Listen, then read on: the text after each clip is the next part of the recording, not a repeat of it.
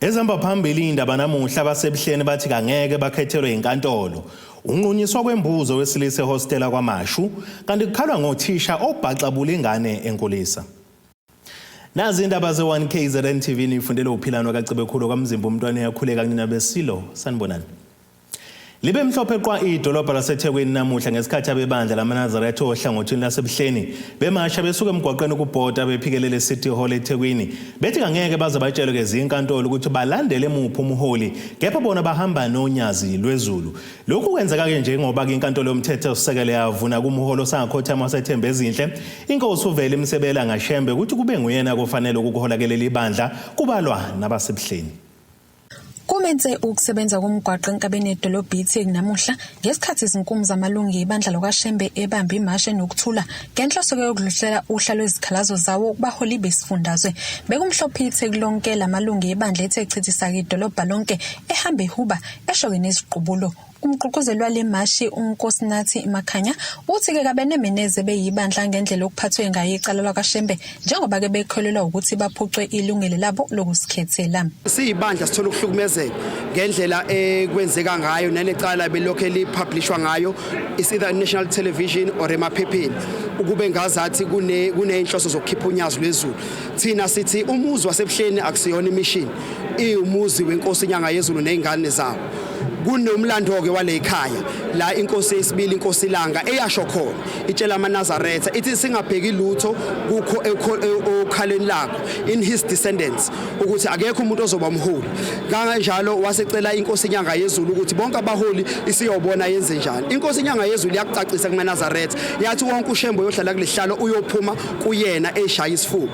Lona ke oqokwe inkantolo akaphumi enzalweni yenkosi inyanga yezulu is not a descendant of inkosi inyanga yezulu. So ayikho into esiphoqayo ukuthi simlandelele. Kuzokhumbuleka ukuthi umbango wesikhundla kuleli bandla mdala njengoba ke inkantolo enkulu yaseThekwini yakhipha isinqumo ngonyaka u2016 lapho ke ijaji lalithi inkosi uThingo lenkosazane lwaqoka ngencwadi inkosi uvela Shembe engasekho njengomholi ke ofanelekile waleli bandla. Ngonyaka ke u2018 inkantolo enkulu yaseMgungundlovu yagcizelela lokhu kanye ke nenkantolo enkulu yokudlulisela amacala eBloemfontein. Ngemuva ke kokuhambisa lolu hlelo lwezikhalazo leli bandla ke linike uhulumeni umnqamla juqu wawuseke ngaze kushaye usuku lokuvota engaphendulile. Uma kuukuthi izikhalo zethu aziphenduleki lokuyosicacela sobala ukuthi abasithathe njengengxenye yabantu bale South Africa. Ayikho ke into esiphoqayo ukuthi nathi sibaseke ngezo 1 November masiyovota. So bese sathi conscious decision ukuthi siyawubuyisa yini leli qembu noma lo hulumeni onganandaba nathi. So sithatha lapha isinqumo sethu direction ethu I think izovela mase kubuya ama results okuvota. Leli bandla ke selihlukene phakathi njengoba kukhona uhlangothi lwasebuhleni oluholwa inkosi unyazi lwezulu kanye ke nolwaseThemba ezinhle lona ke oluholwa ngumfowabo wenkosi umsebeyelanga okuyinkosi uphinda Shembe. Njengamanje inkantolo yaseBloemfontein okuyiyo egcina ukusingatha udaba lwaleli cala inqumeke ukuba unyazi luphume liphele ebuhleni. Ngakho ke amalunga alolu hlangothi asha phansi ngonyawo athi ke inkosi yawo kayiyindawo. Icala lenkantolo likhuluma ngommangali nombangalelo. Alisithinti thina. Alisithinti isinqumo senkantolo esisithintayo.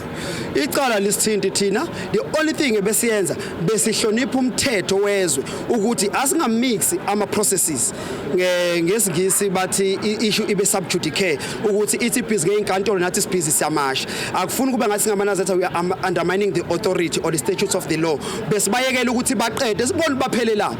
Kodwa ekugcineni the end of the bucket it's us because loyo muntu kumele azohola thina. So besihlonipha isinqumo esathathwa inkosi ngoba inkosi ibinalo ilungelo lokungaya enkantolo. Kodwa ngoba inkosi yaManazaretha ithe iyaya besingeke thina singaManazaretha bese sayi disrespecta sokwenza kwesoceleni. Kwakona lokho kuyoveza ukuthi shuthi kwathina siyilalela inkosi besihlonipha inkosi ukuthi iphele konke. Njengoba manje sekunje ayikho into esesivimba njengoba usho amacala aphelile enkantolo kodwa sisakhonza unyazi sisasebuhleni futhi ayikho kuyosikhipha. Izindabeni ze-1KZNTV kube kuNtombo khona Mvubu eThekwini.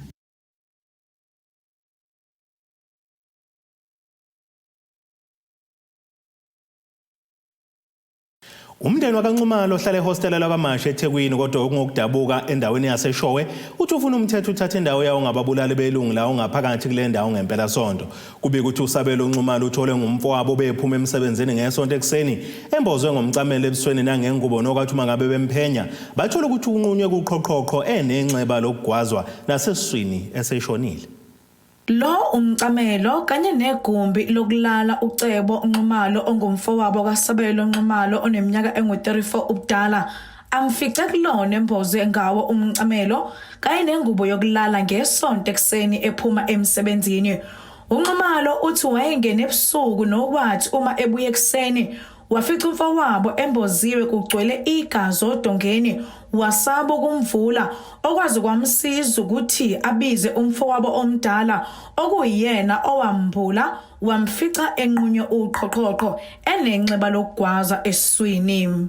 Kunabafowethu sangena lengabona ukuthi sibancane sodwa futhi ngoba sesiyalingana lena bafowethu ngase sengifonela ole ubhuti ubheki lobheki waKwamashu olwakhona ngengase ekhaya eShowe lwayiseza ke kuyena lwafiwe lwamphenya lomcamelo esasaba ukususa thina sabona lapho ukuthi unqunyiwe nala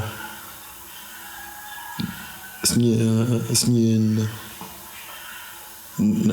wayekwazekile nakhona ule kwakunendwangu eyayibeka khona impoze inxeba lapho.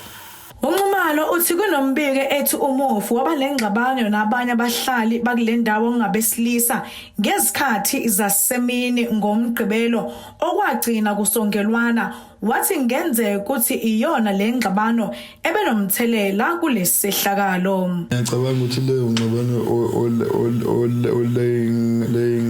ngaba nomthelela ngoba ngezwe ngathi khona igama ngathi lagcina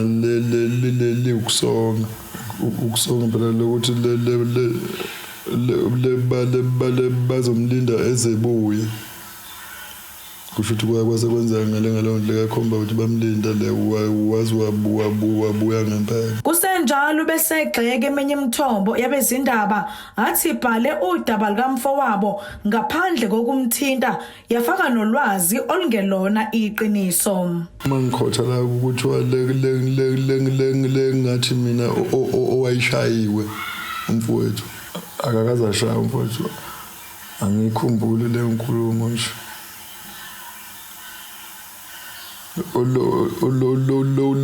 Lokuyinkinga ke futhi uma iqhamuka nendaba sibhale kanje ungakhulumanga nentatheli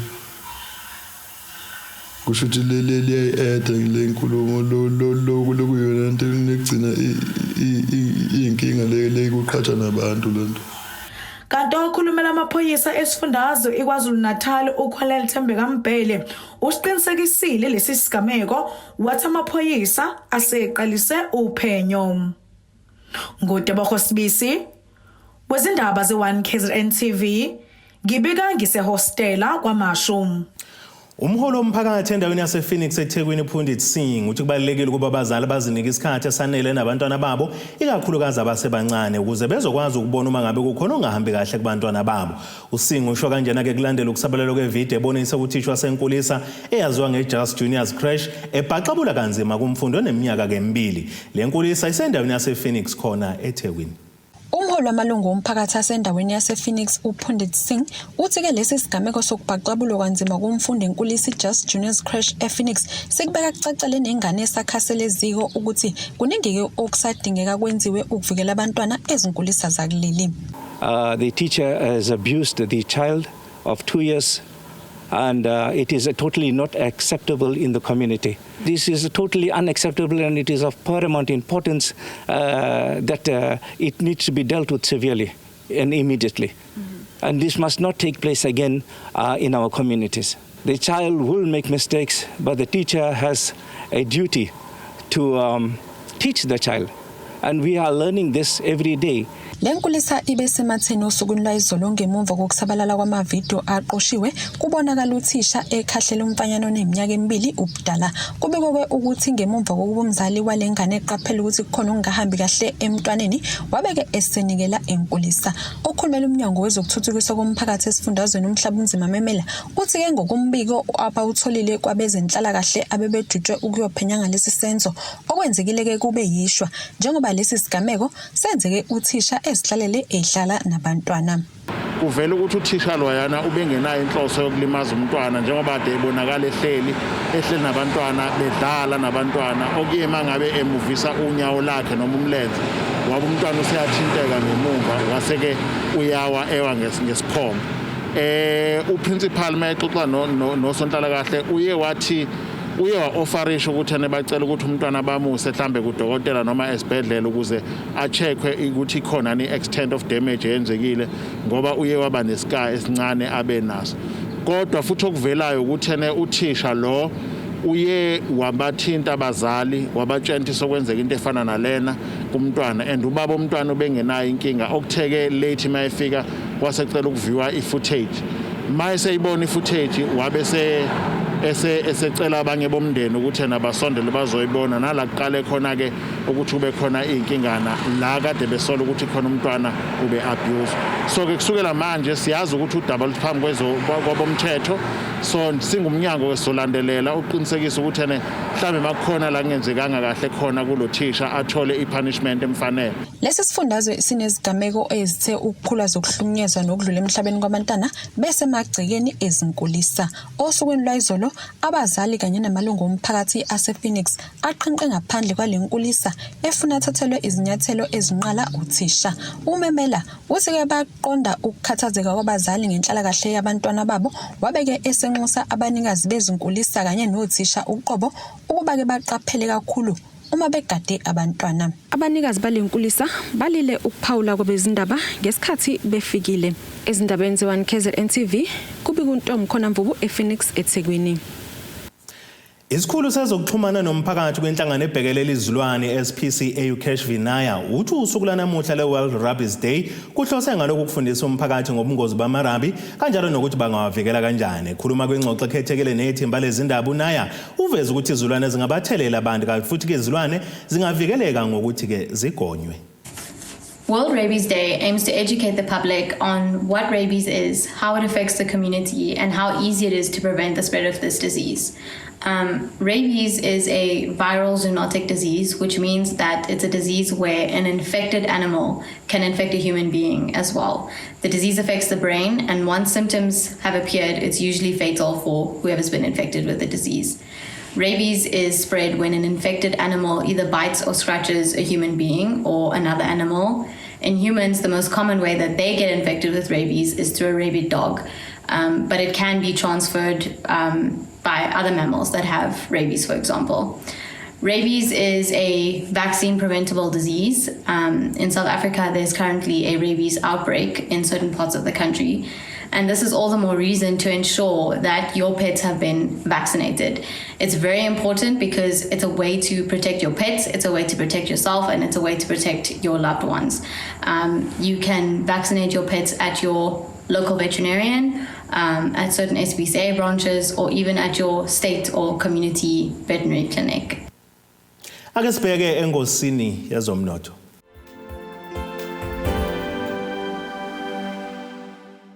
Iranda kuleli biz 15 rand 3 cents kuyidola lasemelika bengo 20 rand 54 cents maqhathaniswa nopondo waseBrithani libe ngo 17 rand 57 cents kueuro yase-Europe kanti intengo yegolide yona ime $1,743.88 ounce kuthi intengo kwalo ngahluziwe yona ime $79.53 umphongolo. Ake sibheke engosini yezemidlalo. Umdlalo sesiswini wakwagijima ku-Orlando Pirates uSifiso Myeni uthi akazibone wabeka ethala amakhokho njengoba ekholwa ukuthi usengadlala noma amasizini amabili. Umyeni waduma kakhulu kwiqembu leJudean Pietermaritzburg ngaphambi kokuba kajoyine iBucks uneminyaka engama-33 kumanje kanti ngesizini edlule ukhululwe yiqembu eligijima ku-Glad Africa Championship iTS Sporting. Njengamanje ke lo mdlalo nomjiko nenkosi phakathi akanalo ke iqembu elidlalelayo kanti usedlale iminyaka eyi-11 kwisigaba sebhola elikhokhelwayo futhi uke wagijima naku-Super Sport United. Ake sibheke naso isimo sezulu esingalindeleke usukwini lakusasa.